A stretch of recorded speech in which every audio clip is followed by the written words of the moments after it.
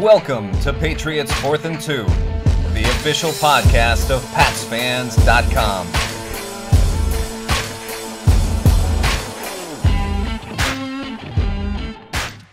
Joining me now is Greg Bedard from the Boston Sports Journal. Greg, welcome to Patriots 4th and 2, our video podcast here. Yeah, this whole video thing is a little scary. This is why I'm a man of print and online print and not NBC Sports Boston. But this is interesting. So okay. Yeah, here we go. Okay, well, let's do this. Before we get to the questions that we all have for you, let's talk a little bit about Boston Sports Journal. I have to admit, I just joined today. I'm sorry it's taken me so long to get on board, but I just joined. That's it. I'm leaving. The one thing that I really like about the site, obviously, are the writers and what you're doing here.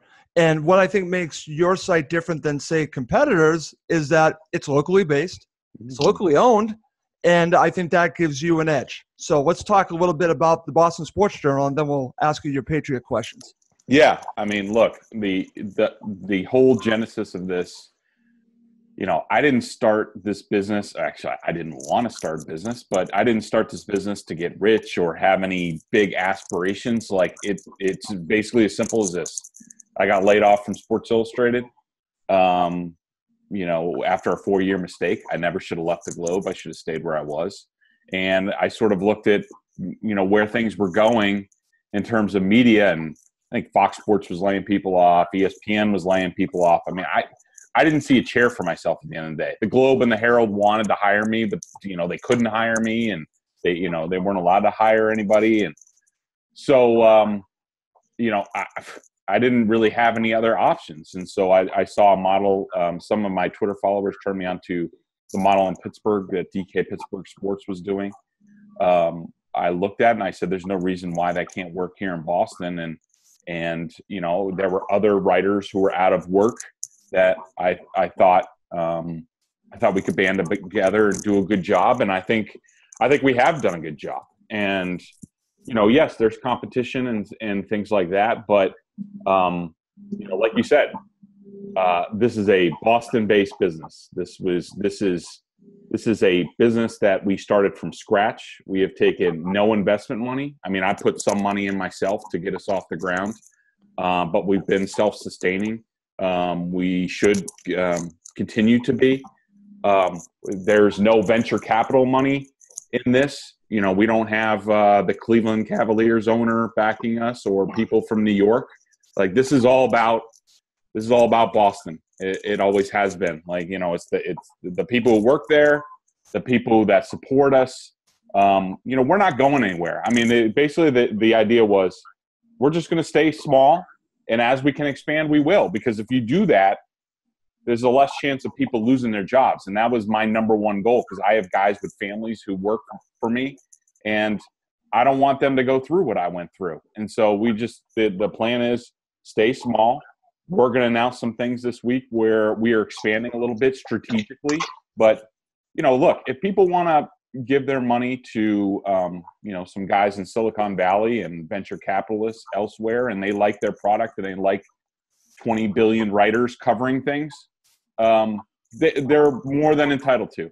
But if they want to support the little guy, you know, the local people that have been here and will be here, that make all the decisions here on the ground about this, then they should give us a try. I totally agree, Greg. And you have some great people working for you. Obviously, I know Miguel. I was doing a podcast with Miguel. Greg, you took him from me. I'm just kidding. But Greg, you do a great job along with Miguel, Jess. There are so many writers there that really do a nice job. And I highly recommend Boston Sports Journal. And I'm embarrassed to say I just joined today. But enough about that. Let's now talk about the Patriots. And my first question goes with an article I think you wrote today, Greg, about 2 stunning moves the Patriots should make. One was making a trade for Jason Peters, which I understand. The other, I think, is insane. I don't want anything to do with Des Bryant. Talk about the article.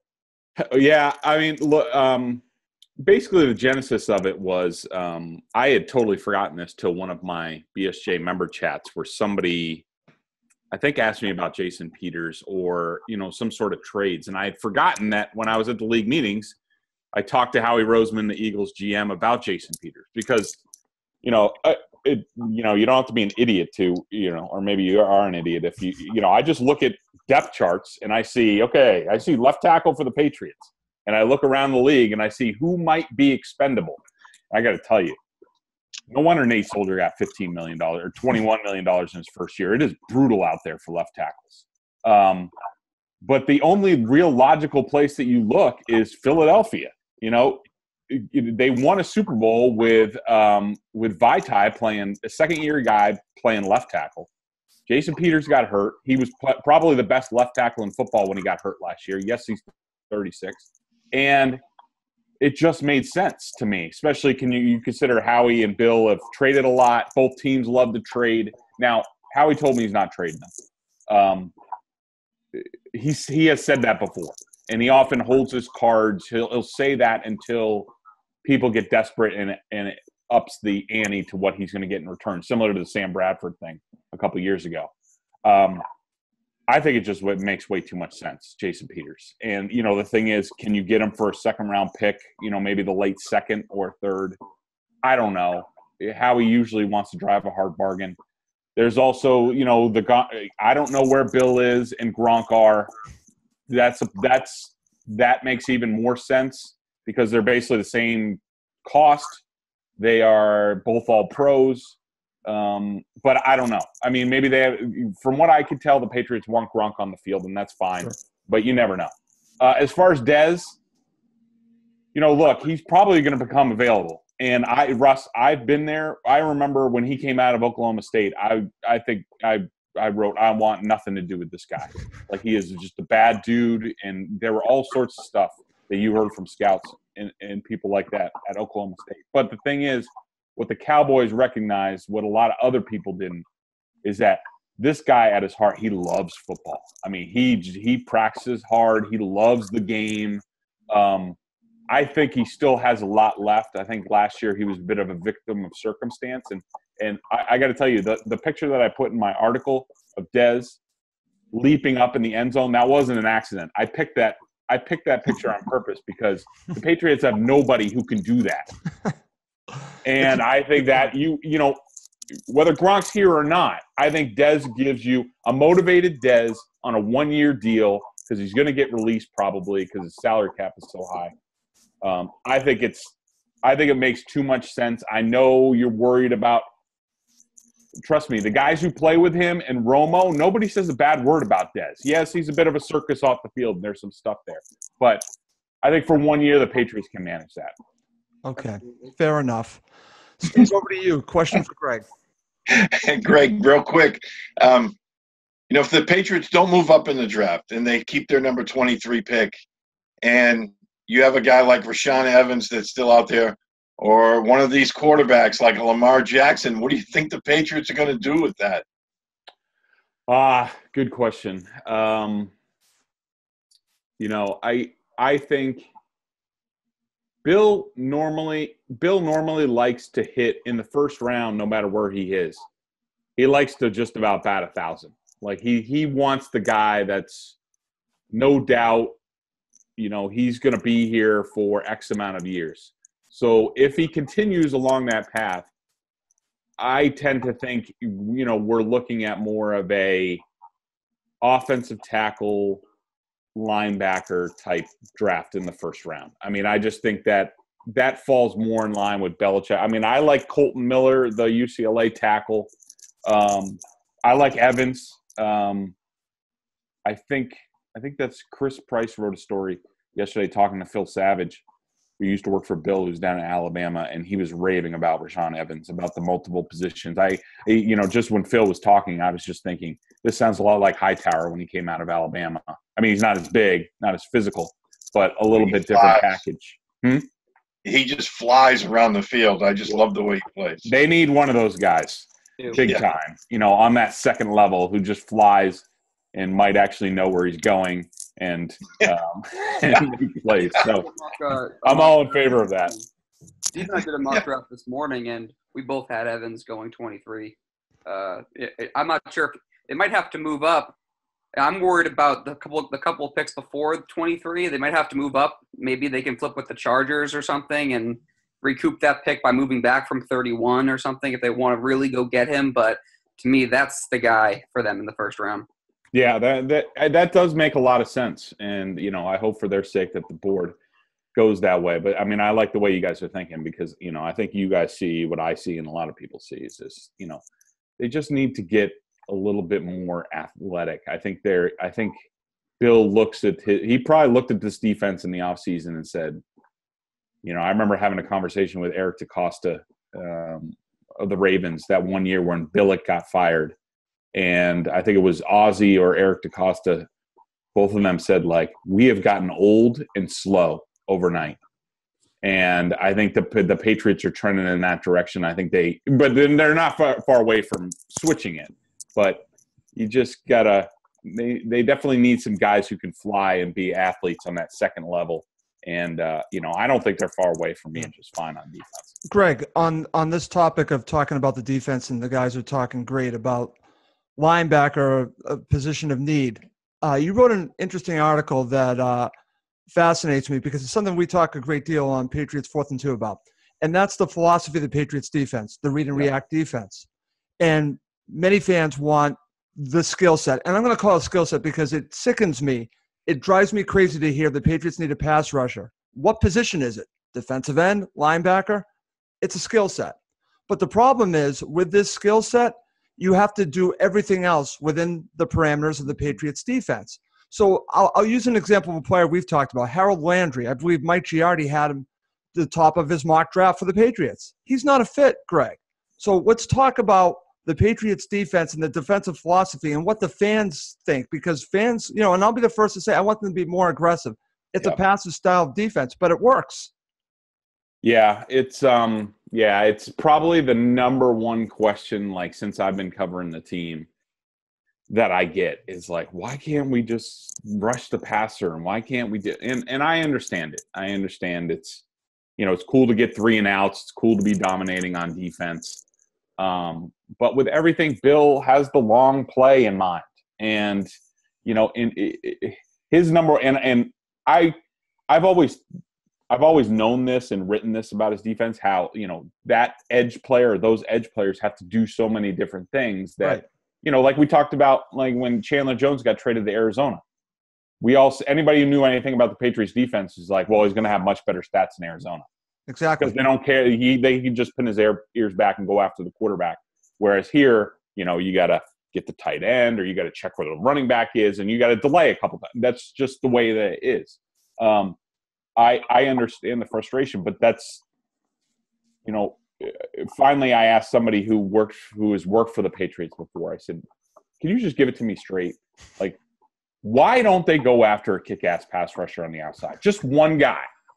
And he said, "For Bill, it's about controlling the edge, not outrunning people on setting the edge." Yep. Yeah, I mean, it's just you have to be in job one. That's why Cassius Marsh was out of here.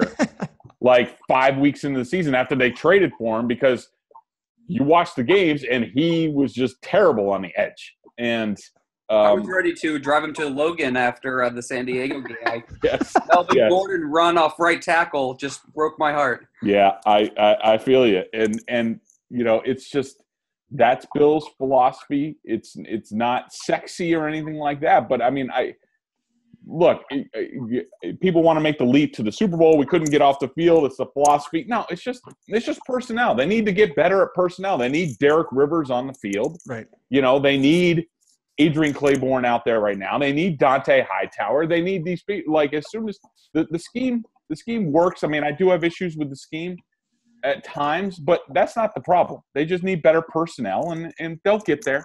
Totally agree. Derek, final question to you. So we kind of talked about how the first round might play out in your mind, what you think the Patriots are going to do. If you were looking at some of the top needs for this team, and you kind of mentioned first round linebacker, offensive tackle. They have 2 picks in the second round as well. What are you thinking for those picks? We were discussing on our Patriots 4th and 2 podcast earlier today that we were discussing, is receiver a need? Do you see them maybe going after a guy like a Christian Kirk or somebody like that early on in that second round? I have a hard time seeing that. I don't think receivers a need for now that they got. Thank you, Greg. I think it's a need. We had an argument earlier, but I want to hear. Thank you, Greg. Tight end. I mean, if Hayden Hurst could very well be the first pick, and I wouldn't be. Greg's making all my arguments, Derek. Yeah, I mean, tight end, linebacker, offensive tackle, and maybe a safety. I mean, they're going to need to start getting young at safety. Maybe somebody who can Justin Reed play sub linebacker, stuff like that. I'm trying to think. Yeah, I mean, I don't think this team has too many glaring needs. I think they'll hit linebacker a couple times in the draft. Yeah. I think they might hit tight end a couple times in this draft. I mean, it's possible. I mean, now that Nicholas is here, I doubt if that's the case. But those are kind of the positions that I'd like to see them tick off. And they sort of, work this way. And if anybody's curious, I had my ongoing off-season sort of depth chart that, I used to do it like the Globe when I was at the Globe. It's at BSJ, BostonSportsJournal.com, and I have my needs list on there. And I would say about 2/3 of them, half of them are done, and the rest can be filled with the draft. And I still think Jason Peters, other moves, people getting released post-June 1, I still think there are some moves to be made for the Patriots. And now they have the cap room, and there are ways for them to create a little bit more. Okay, fantastic. Great questions from all of you. Greg, thank you so much for joining us today on Patriots 4th and 2. This is going to be, I guess you could say, a video podcast. So I appreciate you joining us today. No problem. And, thanks to you guys for the support of BostonSportsJournal.com. I mean, especially your listeners, you guys, it's great. I mean, like I said, we don't have any grand sort of aspirations. We like to write about sports. We like to write about these Boston teams, and we just want to keep doing that. So the more you guys support us, the more that we can do and sort of bring you guys the things that that you guys want to read. And so we'll continue to keep doing that. Okay. Cool sweatshirts too, by the way. Oh, thanks. Yeah, we're gonna have a little bit of store coming up, and maybe I could throw you guys a couple. Oh, that would be nice. I was gonna ask, but thank you. Well, listen, we have to wrap this up. But again, I want to thank our guest, Greg Bedard, for joining us. Again, thank you very much for listening to or watching this episode of Patriots 4th and 2, the official podcast of PatsFans.com.